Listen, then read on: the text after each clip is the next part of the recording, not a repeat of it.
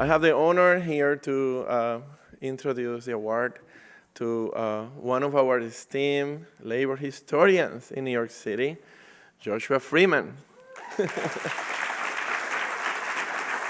As I do, I want to say a few things first. I'd like to thank Bruce and Alexandra from the Hillman Foundation. I mean, Bruce, I started with him in the Textile Workers Union, Act 2, and there is a lot of Act 2 family here today, so to me this is quite meaningful to present this award, the Saul Stetin Award to Josh. It's also very meaningful because I believe that at a time that many have come to appreciate the fact that we are becoming a more unequal society, and that workers are simply having enough of a recovery that is leaving them behind and rising up and going on strike or organizing, from teachers to the National Writers Guild to our own local 32BJ members, particularly airport workers. It is quite appropriate for us to acknowledge the work that Josh has done. I want to thank also Danny Glover, who was a supporter of our airport workers, and I want to report to Danny that the workers that you met with in Washington, D.C. and marched with a couple of years back now have the union, and that in New York and New Jersey we have now the highest minimum wage in the country, not 15, a path to $19 an hour, thanks in part to your support. Josh is a writer of workers. There are about 130 million people that are considered to be part of the workforce in this country. About 20 million earn less than $10 an hour. Some 54 million earn less than $15 an hour. But of the 130 million people in the workforce, over 80 million earn less than $20 an hour. We live in a present crisis, and to understand and overcome the challenges that working men and women experience in this country, and how we can strategize, organize, and fight back, and rebuild the labor movement, it will be absolutely essential for us to understand our prior history. I'm one who believes that the best days of labor are not history. They're actually history to be made. And it will be far more inclusive, far more challenging, and far more exciting, because it will include workers from every race, every color, immigrants and non-immigrants, not anymore simply to be in the history pages, but to lead a movement for justice and dignity and respect. Josh has been instrumental to us in understanding how to go about it and to learn the lessons from the past. He has been the writer of a great book, Working Class New York. He has his book on manufacturing, Behemoth, and he has a current exhibit at the Museum of the City of New York, City of Workers, City of Struggle. It's also now the city of $15 an hour, Josh. You know, I happen to have a personal moment with Josh when we came to Local 32BJ amid fighting corruption and fighting, you know, a prior administration that was really disregarding the need to organize. We used to have 49,000 workers at that time.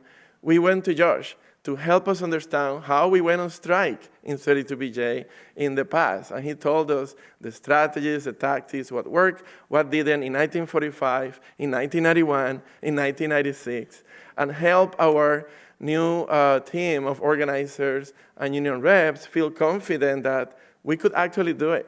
That if we had to have a general strike of service workers, building workers in New York, we could pull it, we could win it because we had done it before.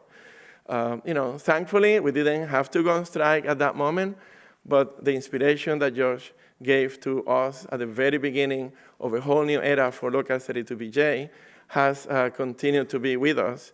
And it is really an honor and a pleasure, and I hope you can join me in presenting Josh Freeman the Saul Stetin Award. Thank you, Hector. Really, it means something special to get this award. I'm incredibly honored to get the Saul Stetin Award for Labor History, and having Hector present it means something extra. The mere existence of this award is a remarkable thing. It's a recognition of the importance of understanding the history of labor by an organization that's entirely outside the academic world, where such study, kind of usually resides. And it's a kind of rejoinder, I think, to the anti-intellectualism that pervades a lot of our society.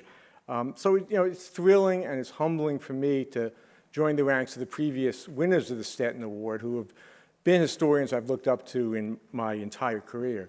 I'd like to thank the people who've helped me along this road, particularly my family, Deborah, Lena, and Julia Bell, my many colleagues, some of whom are here tonight, my students, and also the editors I've worked with, especially Matt Weiland, who I believe is here tonight as well.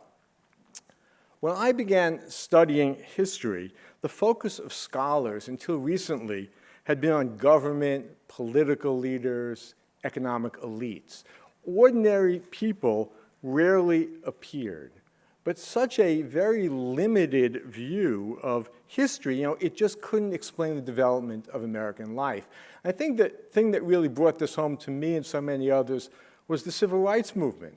When you had people like a seamstress, Rosa Parks, or a Pullman car porter like E.D. Nixon, who headed the Montgomery, Alabama NAACP, or so many other working African Americans who put their lives on the line and utterly transformed America. To understand America, we had to understand the lives of people like that. So a new generation of historians came along that began to study slaves and artisans and small farmers and workers, women and African Americans and Native Americans and immigrants and other groups that had been neglected in the way history had been told. And they completely transformed the way we understand the history of our nation. Now, for labor history, what this meant was no longer just studying unions as institutions or labor law or wage levels or benefit levels. It meant trying to understand the experience of ordinary working people, their experience on the job, their experience in their communities, their experience in their homes, whether they were union members or not.